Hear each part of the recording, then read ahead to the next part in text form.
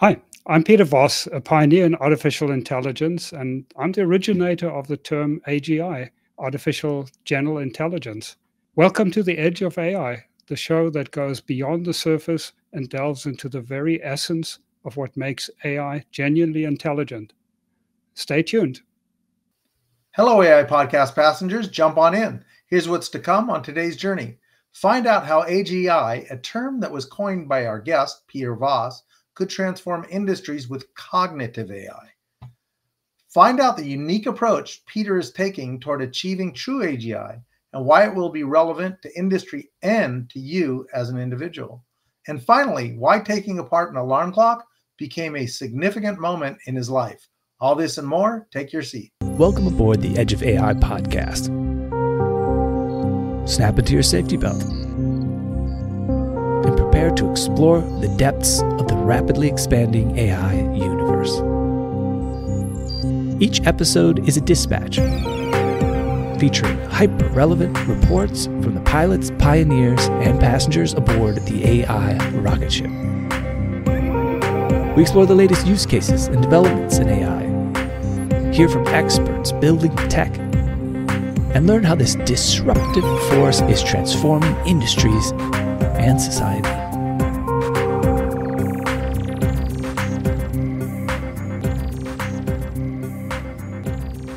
Welcome aboard. I'm Ron Levy, and I'll be your captain on today's voyage here at Edge of AI. Just like most of you, I've embraced the spirit of exploration throughout my life, from starting my own business before graduating high school to traversing the world's most challenging terrains. I've always sought out new frontiers. I built one of the largest award-winning custom home companies in the Los Angeles area. And most recently, I've navigated complex regulations and founded, and I'm still leading, a public company that's dedicated to applying technology and training. Today's episode, we have Peter Voss, a pioneer in artificial intelligence, who coined the term AGI, or Artificial General Intelligence, and that was all the way back in 2001. As an engineer, scientist, and inventor, Peter's journey spans from developing a comprehensive ERP package that led to a 400-person IPO to creating a proto-AGI engine, IGO. And it thinks, learns, and reasons. With IGO already replacing thousands of call center agents and aiming for human-level intelligence, Peter's on a mission to revolutionize AI and boost human flourishing globally. Peter, welcome to Edge of AI. Yes, thank you for having me. For sure. We're really thrilled to have you on the show. So let's explore the exciting realm of AGI and your innovative work with IGO. So you coined the term AGI in 2001. Can you tell us very quickly, how it stands apart from traditional AI? Yes, absolutely. And in fact, when I started studying AI, I eventually came to the conclusion that was actually quite a breakthrough, that how AI has shifted over the decades. You know, the original coin AI was termed 69 years ago. And at the time, people thought they could crack human level AI in a few years. Of course, it turned out to be much, much, much, much, much harder. So what happened over the decades, the field of AI really transitioned into a field of narrow AI. And there's a profound difference, because the difference is you pick one particular task that seems to require human intelligence, container optimization, or chess is an obvious example. And then it's really the external intelligence, it's the intelligence of the programmer or the data scientist that figures out how to solve this particular problem by writing code or training the system in some way. So narrow AI is actually very, very different from the original idea of building a thinking machine. So that is really why in 2001, I got together with a few other people who felt the time was ripe for us to go back to the original vision, the original dream of AI, to build thinking machines. And so we decided to write a book on this. And we needed a different name for that to distinguish ourselves from what everybody else was doing in the field of AI, namely narrow AI. So the whole idea of AGI and the original dream of AI is to have machines that can learn like a human. They can learn by interacting with the world in real time. They can learn through teachers, hitting the books, and they can increase their knowledge, and they can do it in a human like way by being able to generalize things. So you learn certain patterns, and then something you learn in one domain you can use in another domain. So it's the ability to learn interactively and to reason conceptually, and that also requires metacognition, where you can be aware of your own thought processes. So it's really going back to the original dream of AI, and that is fundamentally the difference between AI and pretty much what everybody else is still doing today, and the idea of AGI. So narrow AI, you would probably define as sort of one use case AI. Is that correct? One. Well, of course, now you have things like ChatGPT, large language models, which in some sense are still one use case. But the use case has become so broad. When you train something with 10 trillion bits of information, you can actually do some amazing things, as we've now learned, in the last 2 years. Yeah. But essentially, it's still the external intelligence. It's intelligence of the programmer and the data scientist that actually gets the thing to do intelligent things. And we can see that now in the enormous amount of tweaking that has to be done to actually get large language models to do useful things, to prompt engineering and fine tuning and external databases, and selecting the data you train it on, tweaking parameters and so on. So it's still very much external intelligence to get them to do something useful within a given domain. It's very much like if you've got a race car and you could be doing great, but the engine is very important. Which engine, right? Take it up too many RPMs, it's the end of it. Take it too long on a hot day, it could be the end of it. You really got to know what's there. So as I'm hearing you talk, it just takes AI, to me, and the development side of it, to different levels. You've got the LLMs, which are of course critical, but then you've got what came before the LLMs, right, to design that. Yes, and in fact, there's an interesting analysis of that DARPA did a few years ago, and they call it the 3 waves of AI. And what they mean by that, the first wave is basically what we now call good old-fashioned AI. So the stuff that was done in 70s, 80s, 90s, mainly sort of symbolic and logical approaches that were used. So that's the first wave of AI. The second wave of AI hit us like a tsunami about 12, 13 years ago, when people figured out how they could use massive amounts of data and massive amounts of computing power to do really useful things with neural networks. And we had tremendous advances in speech recognition, translation, image recognition, and now more recently in natural language, conversation and so on. So that's the second wave. But the third wave is really what the original dream of AI and what AGI is about. It's to have an adaptive, a real-time adaptive intelligence that's fluid and can adjust to changing circumstances and can reason about what it's doing. So that is the third wave. And yes, so what came before, statistical AI, good old-fashioned AI, and what will come next, we call it cognitive AI. That is a good way to describe it. And actually, the reason we call it cognitive AI is it starts with a question of what is so special about human level intelligence or human intelligence. It starts with that question. Whereas what's happening right now, it's basically we have a lot of data, we have a lot of compute. What can we do with that? That's kind of the domain. That's the hammer we've got. So how many nails can we find? But to get to a true human level intelligence, you really do need to start with understanding human intelligence and what makes it special, to be able to build a machine that has those capabilities. Makes so much sense the way you say it, and this does seem like a transition thing. And you said a few years ago, I think was the term you used, ChatGPT is about 1.5 years since it got launched. While you've been in AI for many decades, most of the world didn't really, even though we were using it on some level in many ways, we really didn't know it. ChatGPT was the big spotlight that showed up, right? Yes, certainly. ChatGPT has given us a taste of AGI. It seems so close in some ways, and yet it's so far. Yeah. I Yeah. mean, the amazing things it can do. I mean, it blew us all away when it came out, 18 months ago or so. It's quite wow. The summarization can do poems, it can write and help you with coding, and I mean, it really is amazing what it can do. But then when you try to actually implement it and use it in areas where human level intelligence is needed, you actually quite quickly find out that it has these very serious limitations. Apart from the cost of it, the issue is it's really not reliable. It makes up stuff. I mean, it's generative pre-trained transformer, GPT.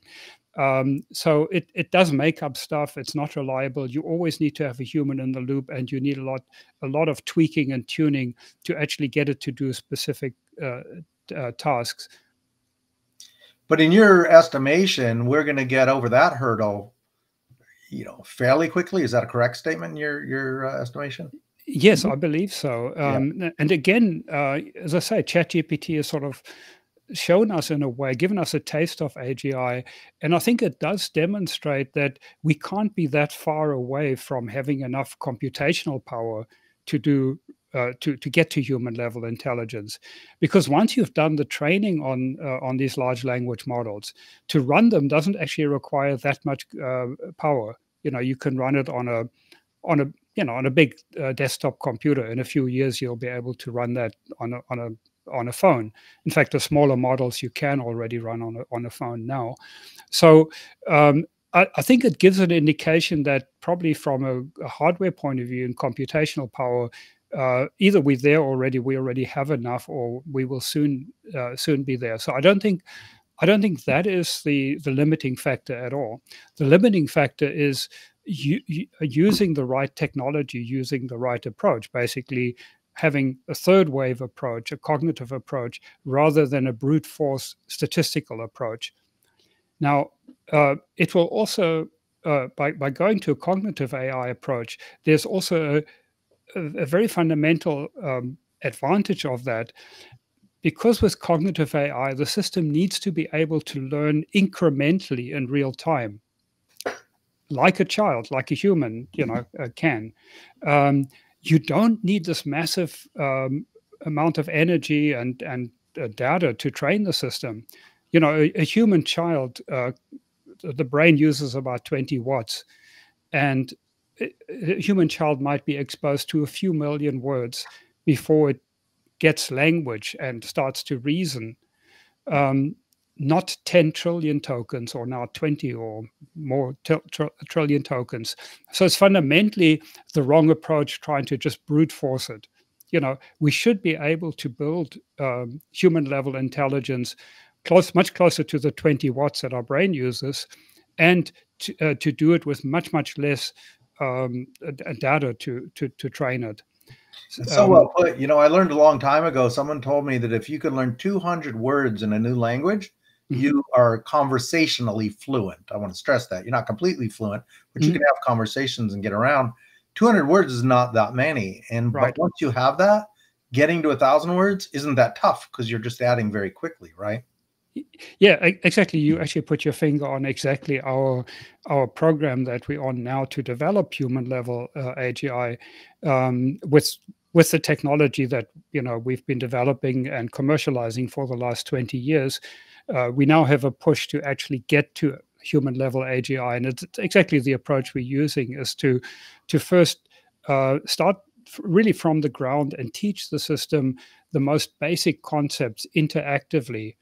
And, as you say, once you have 200 words, you can then already use it to bootstrap and start and learn the next 200. And then, once you have a few thousand words and concepts, the concept underlying the words, then you're away to the races. I mean, then you can basically hit the books and learn the other 50,000 words that you might need, at PhD level. Yeah, it feels like a great concept to follow to build something very solid, because in essence, a lot of this stuff is in a black box. So if you jam too much in there, it's really hard to clean out later. You're better off doing it step by step. But let's talk a little bit about sort of numerous sectors that you think are poised for big change. But I want to talk about that and transition into IGO a little bit at the same time. So can you speak to kind of all of that? Yes. So we formed IGO about 11, 12 years ago. Yeah, about 11 years ago. After I had sold my previous AI company. So, I started my first AI company I formed in 2001. We then did R&D, taking the ideas that I'd worked on for 5 years prior to that. And we can talk about that. But basically, my first AI company, we took the ideas and built various prototypes and then came up with a framework that we could actually commercialize. So we commercialized in a company called Smart Action. That grew to about 80 people or so doing call center automation. So that was kind of a proof of concept and to try and generate some additional funds for ongoing development.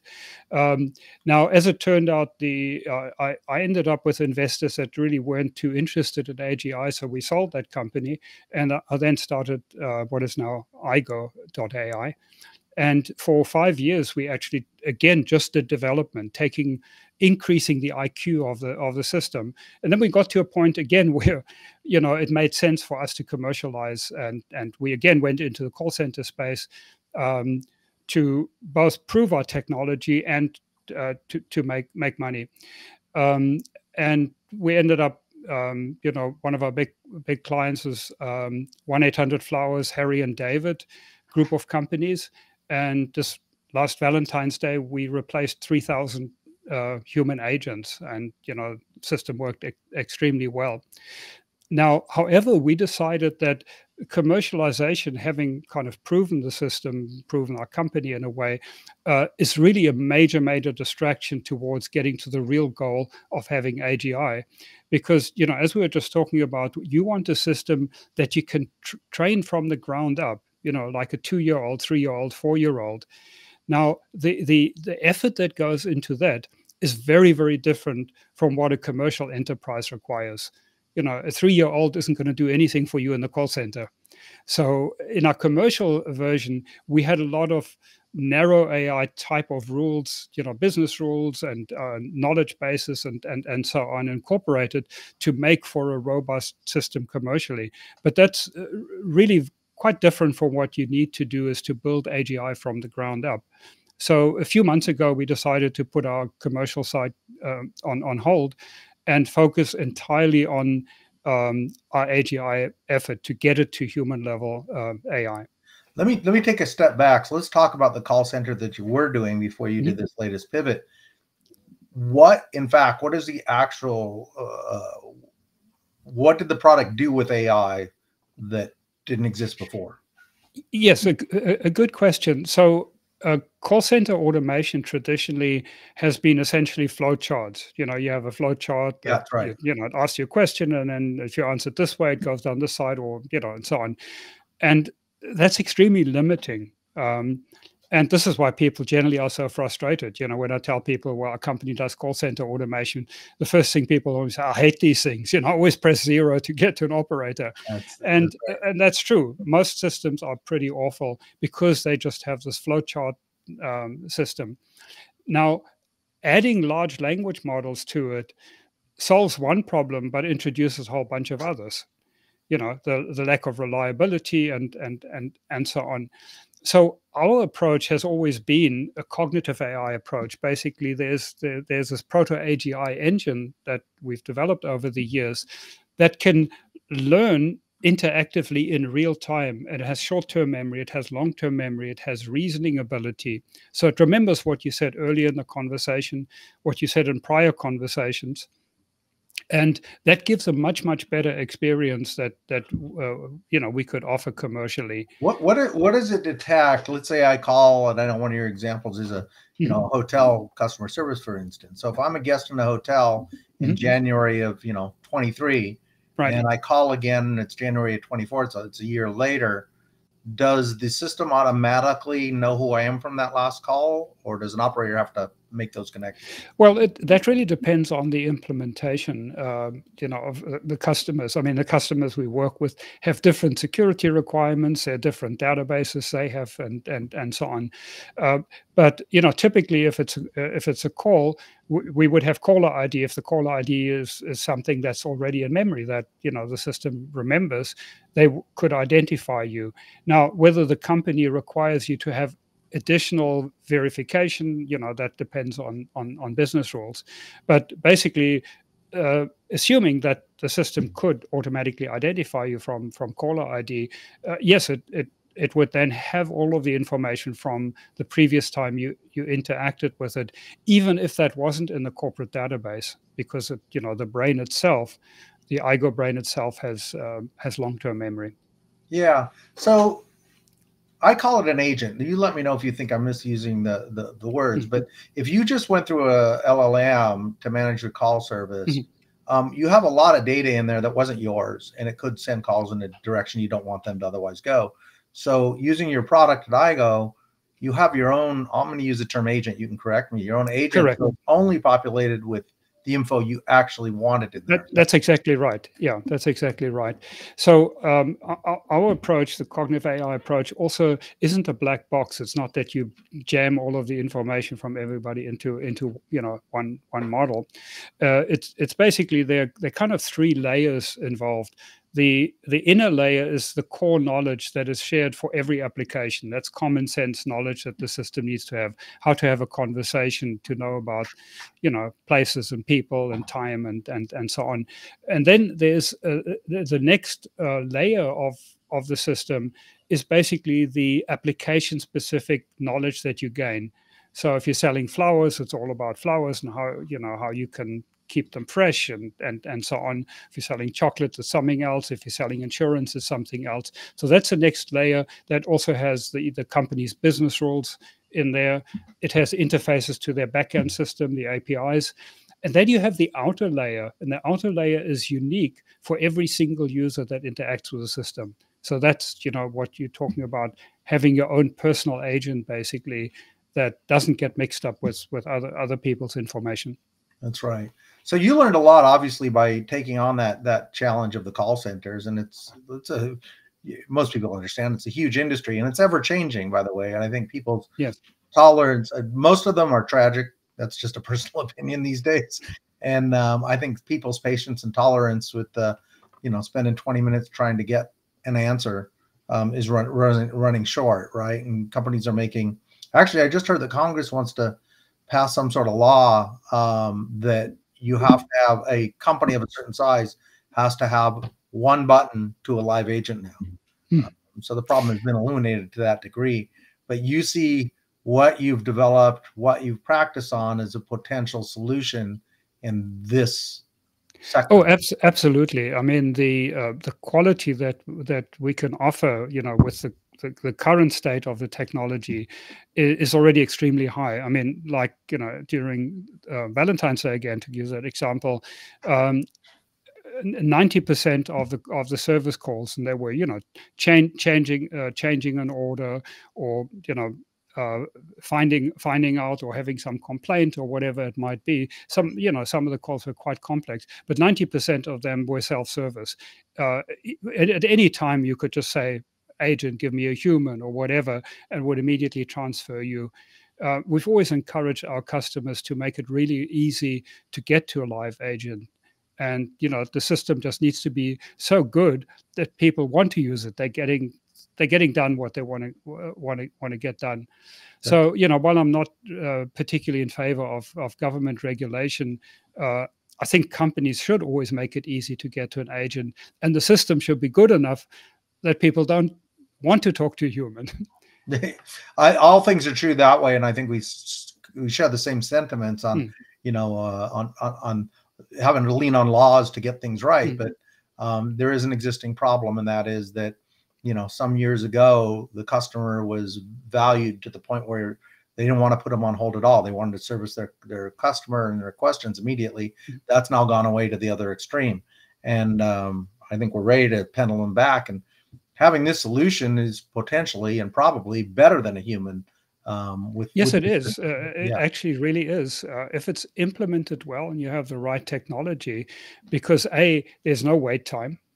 Even at the busiest times, yeah, there's no wait time. You can get service immediately, and the system can, remember you essentially. It's yeah, as if you're talking to the same agent. If you called yesterday and you changed your order and you wanted to find out, well, did it ship, or whatever, or make another change.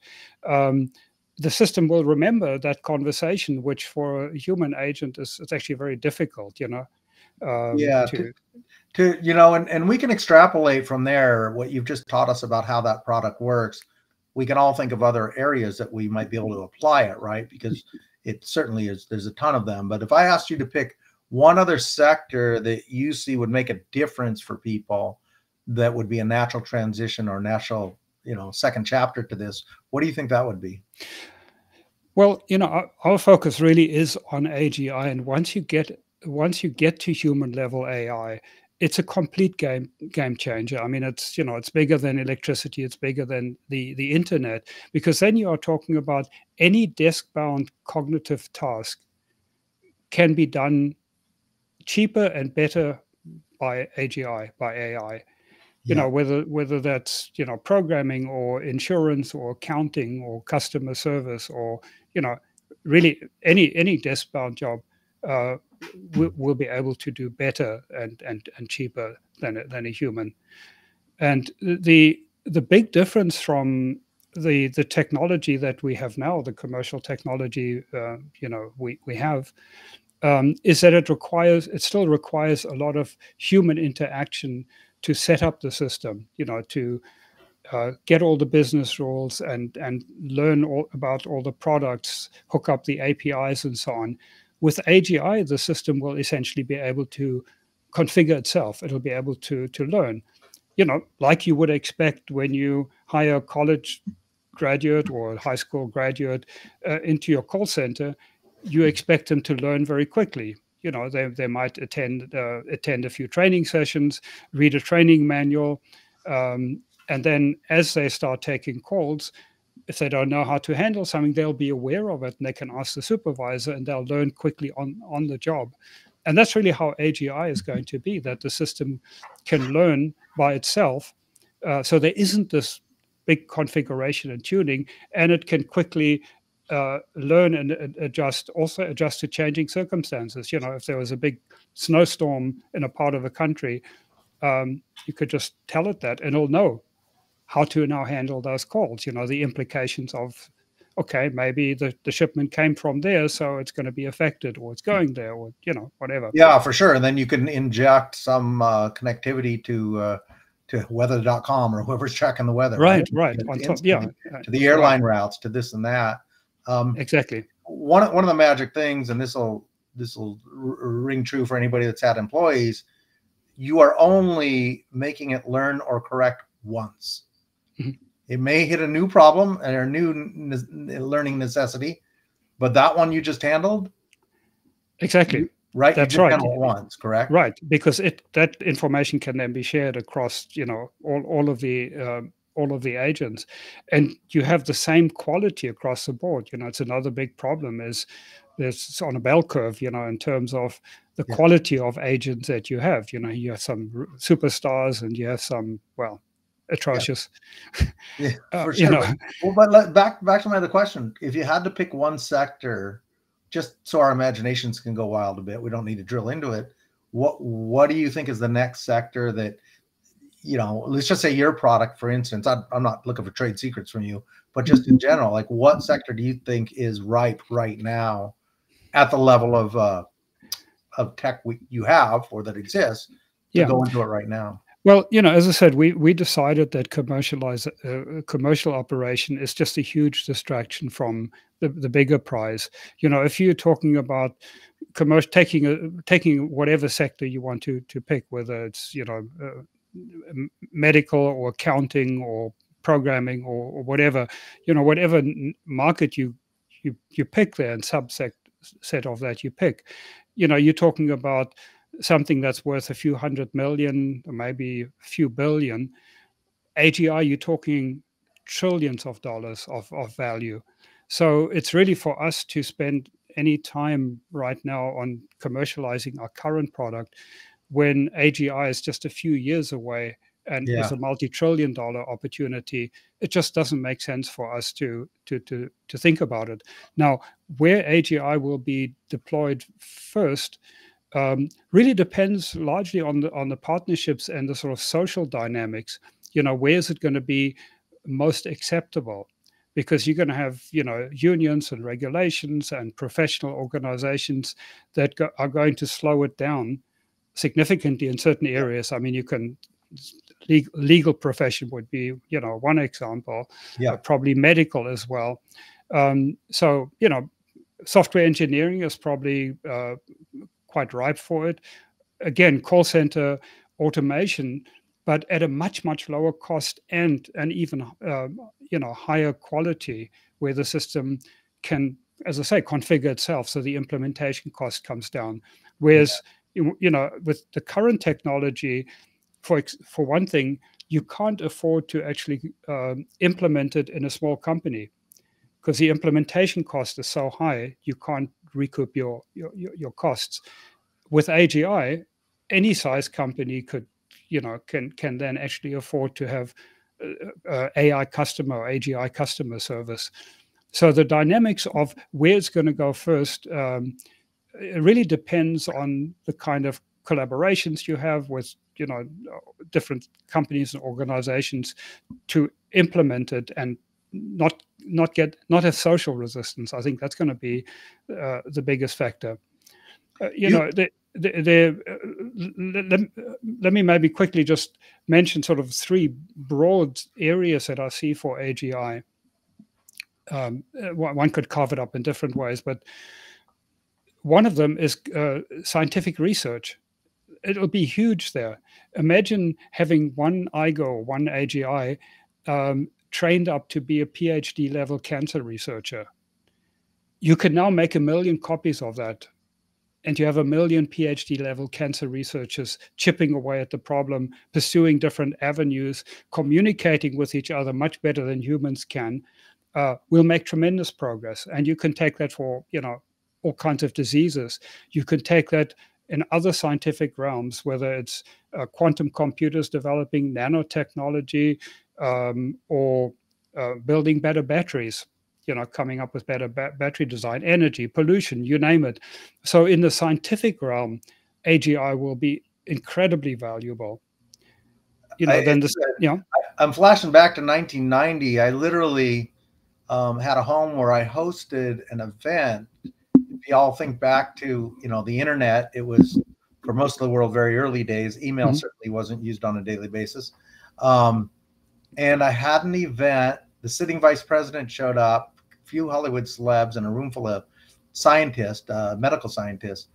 And they were announcing what ultimately would be probably construed as a website where all cancer doctors could put their findings into one place. And then they can connect with each other. And if they found some particulars about one particular cancer, they could find another doctor that had treated something like that. Right. It was this hub that prior to that date, that never existed. Right. Everybody had their own silos. What you just described is that on steroids, pardon the medical pun. It is this real-time, amazing ability for the doctors to go in, and the AGI actually does a lot of the thinking, right? It takes the intellect it's received from anyone that's been in there, which if you restricted it, you've got very smart scientists in there. It's beyond powerful. Talk about a snowball effect of fixing a problem.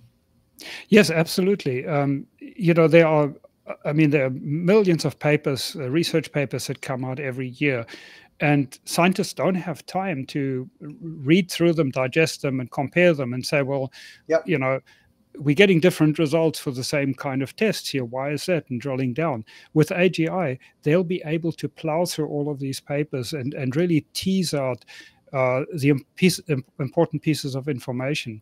And AGI has so many advantages over humans, actually. We're top of the food chain right now cognitively, but there's still a lot of limitations. I mean, first of all, there'll be much cheaper than humans. Secondly, they'll be able to learn much quicker. It's not going to be like 7 years to do a PhD. Right.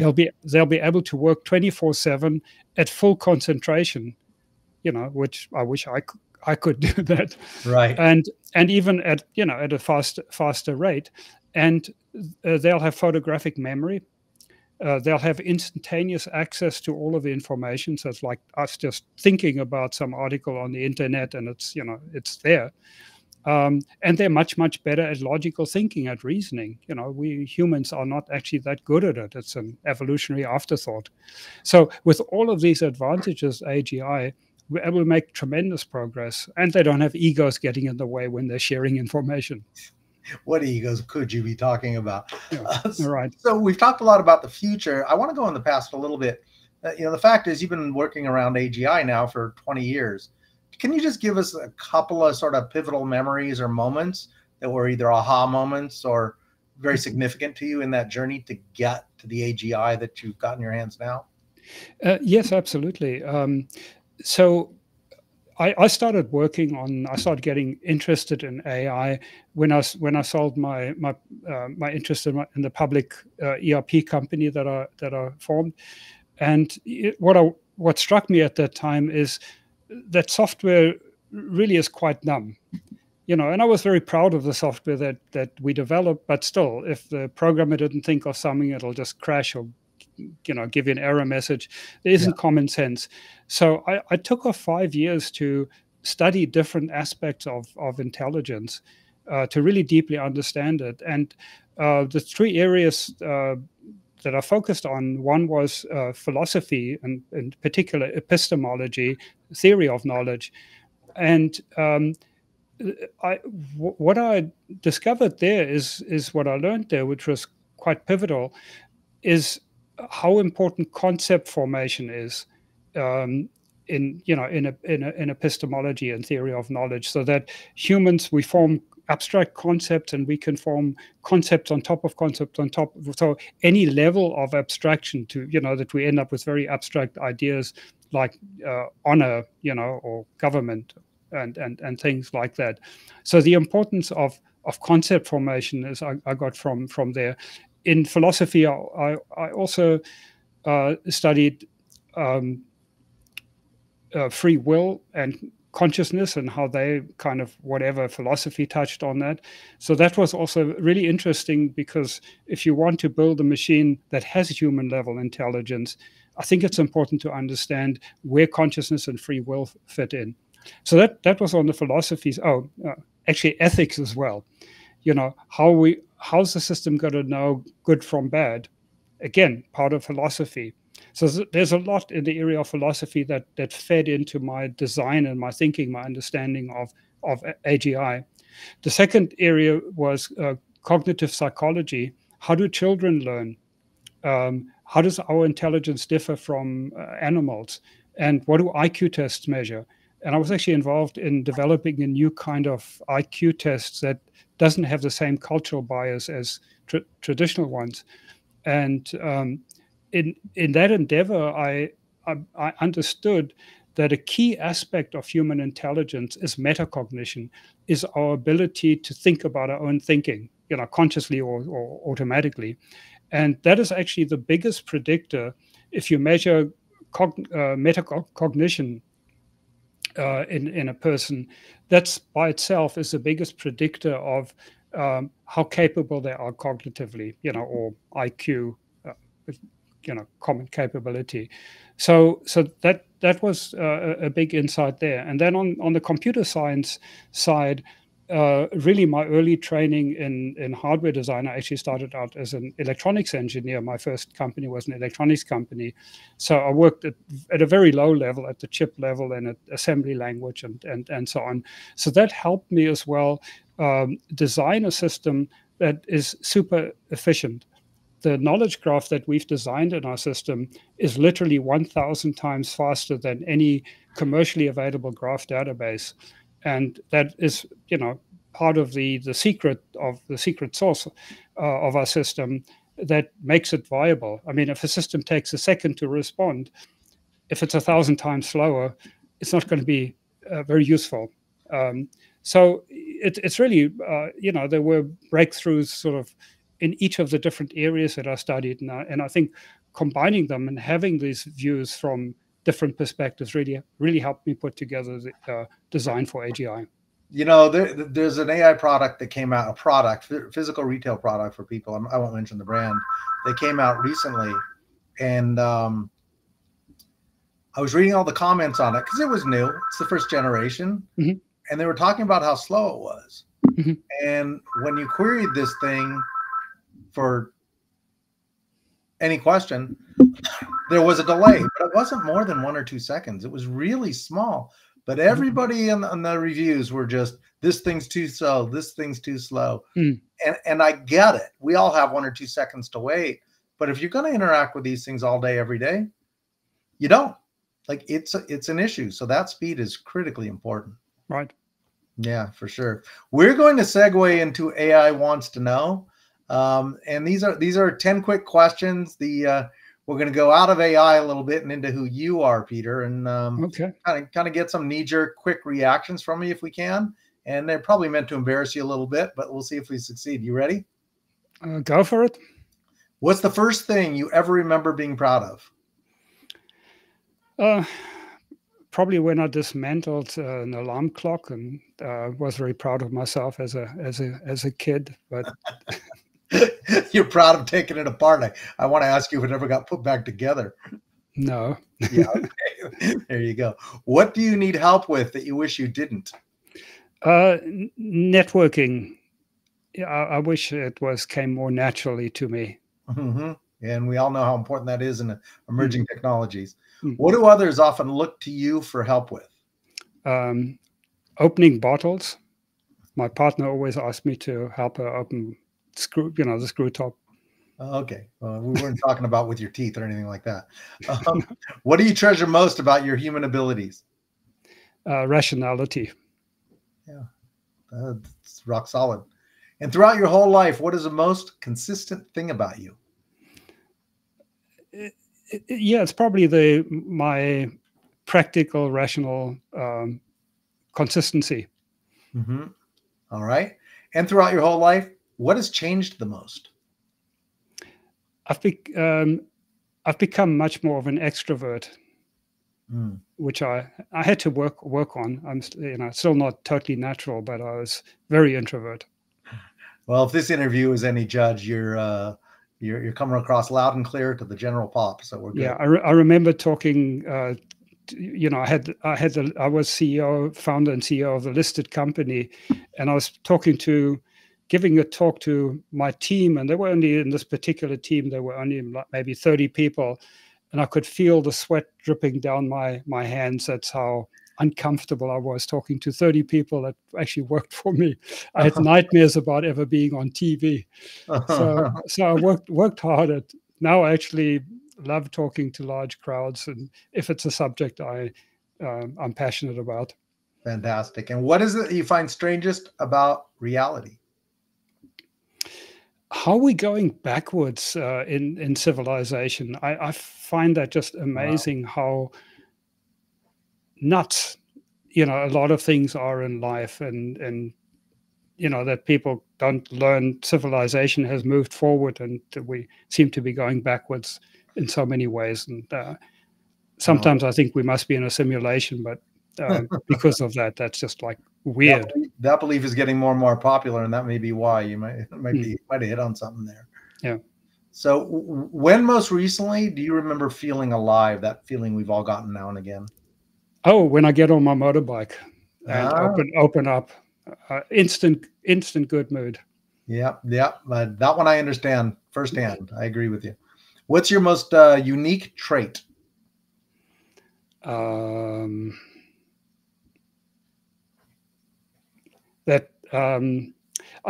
think probably the ability to integrate various ideas and to make them fit together, which is what I've done in AGI. Mm-hmm.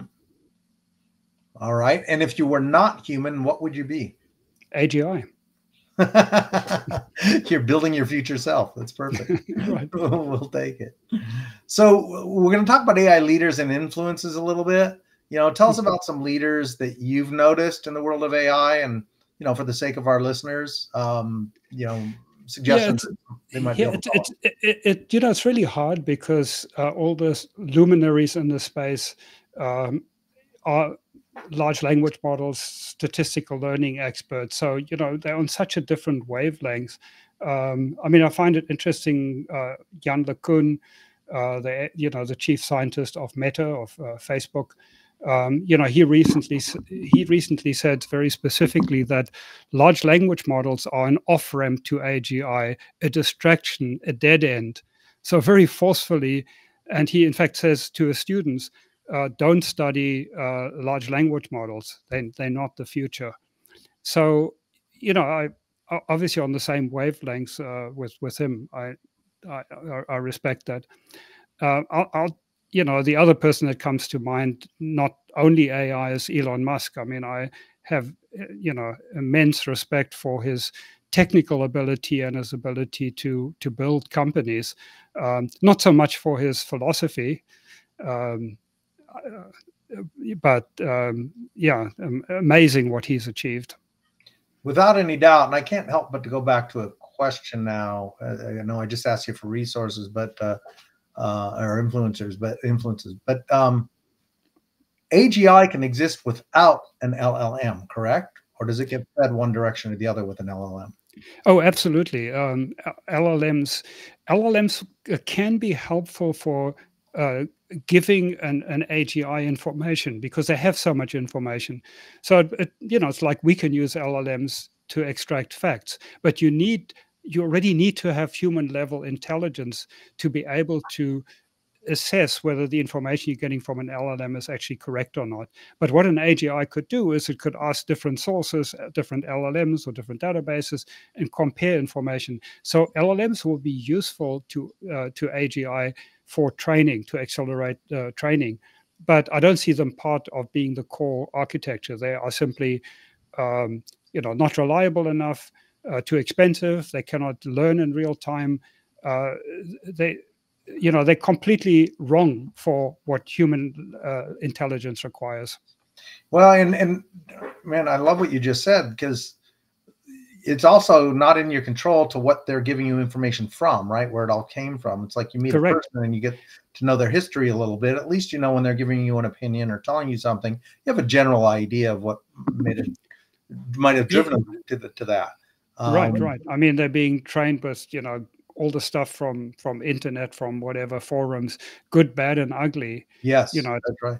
15 trillion words worth of, probably growing to 100 trillion.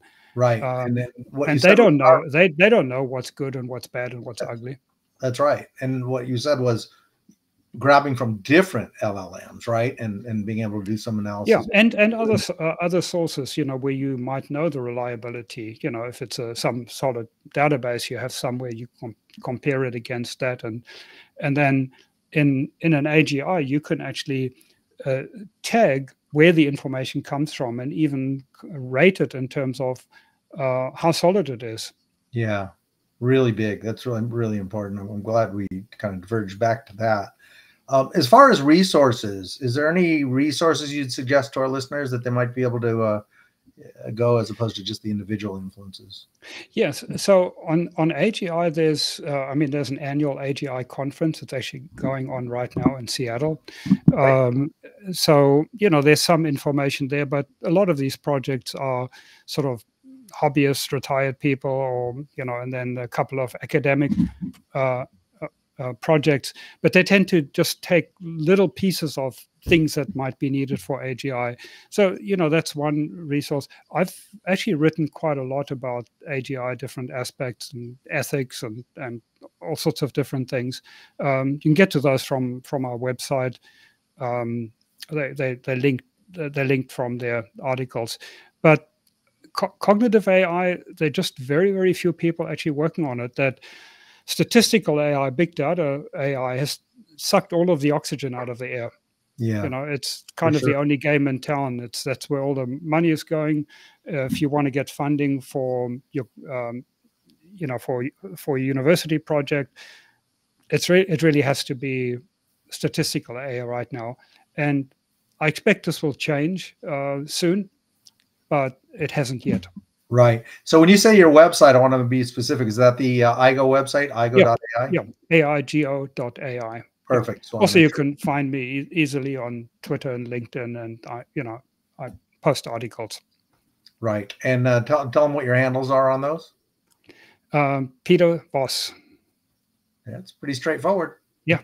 Should be able to track you down. Any tips for anything that our listeners could go start using right now? It might be IGO, it might be anything else. Any products you use on a daily basis that help you out? Not really anything extraordinary. It really depends on where you're willing to invest time to learn. I mean, if you're doing programming and using an AI programming aid, you have to try different things and see which ones work best for you. But no, I don't really have a general recommendation for something that would apply to a lot of people. Yeah, and I think in this world of AI, what happens is things that you might have been using 3 months ago, you don't use anymore. It changes so quick. Exactly. Yeah, this wouldn't recommendations wouldn't age well. Yeah, and if you're a curious person and you like a little bit of adventure, get on this ship, because once you get on it, it's the best party in town. There's just so much going on. It's kind of amazing. So it's really great. So before we close out here, Peter, I just want to make sure, did we leave anything out? Anything that you had on your mind you wanted to discuss, or any contact info that you haven't given out already? Well, I think the one thing you didn't ask me about is, when will we get AGI? And I think there's obviously a lot of speculation. Some people say never, other people say we already have it. Now, by the proper definition of AGI, which I claim some priority for having coined the term, we definitely do not have AGI yet. But I think as soon as cognitive AI gets some love, some money, and more people working on it, I think we will see very rapid progress. As I said earlier, I believe we probably have enough hardware. That hardware is not the limitation. It's coming up with the right designs, and we are working very much on that. And I believe with the right kind of funding, we could have AGI in just 2 or 3 years, as soon as that, full human level AGI. And we're very much looking for partners to help us achieve that. And also I'm very open to talking to other people about collaborating to get to AGI, because I believe AGI will be tremendously beneficial for humanity. I think it will create radical abundance and really boost human flourishing. Yeah, we didn't get into that, and I don't really think we have time to circle back about, a lot of people are concerned about the risks with AI and computers sort of taking over their own programming. But the way you described it, I think you kind of answered it throughout the interview anyway. This is something that is ours. This is something that we build the way we want, and can quite honestly put it up and take it down, right? So well, correct. The kind of things that are built and funded and people will pay for ultimately are systems that do what we want them to do. That and that help us in our productivity. One of the other areas that I'm super excited about, we spoke about the sort of scientific applications for AGI. Then there are obviously all of the desk-bound jobs where we can tremendously reduce costs of goods and services. But there's a third realm that I'm very excited about, and we call that a personal assistant. And the reason we have 3 personals there is 3 different meanings of the word. The first personal is you own it, it serves your agenda, not some mega corporations.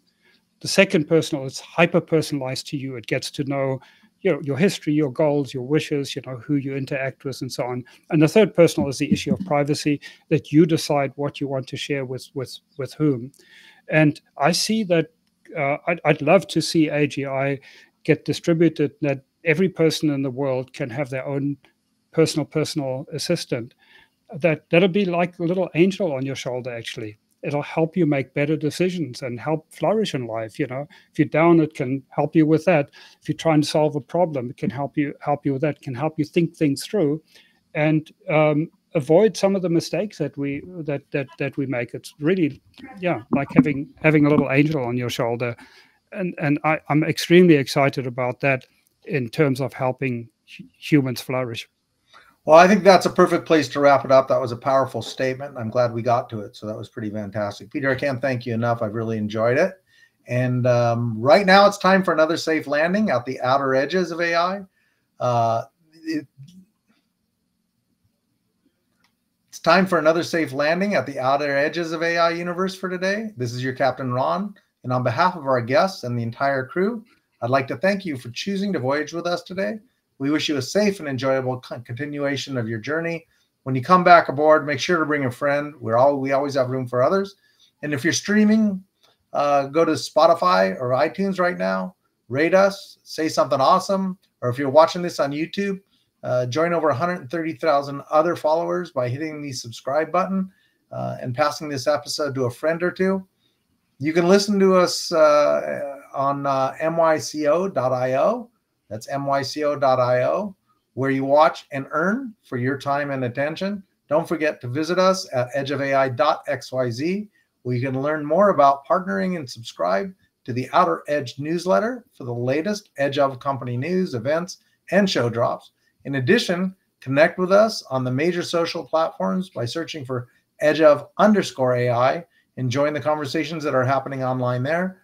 Before we sign off, mark your calendars for our next voyage, where we'll continue unraveling AI's mysteries and advancements. Until then, bye-bye. The views and opinions expressed on Edge of AI reflect solely those views and opinions of the show hosts and its guests. Please make sure to do your own research. While we make every effort to ensure that the information about AI technology is accurate and up to date, we cannot guarantee its accuracy, completeness, or timeliness. We make no representations or warranties of any kind with respect to the information, products, or services discussed.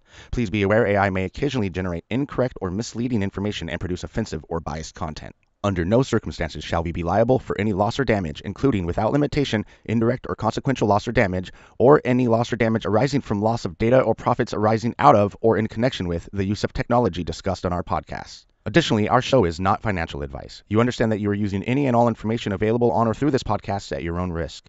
Whenever making financial decisions, we recommend doing your own research and talking to your accountant for financial advice. Lastly, time to time, we may feature sponsored content on the show for which we receive value, and we may share links for which we receive a commission if you make a purchase through one of these links. Refer to our website, edgeofai.xyz, for our full disclaimer, terms and conditions, privacy policy, and copyright notice.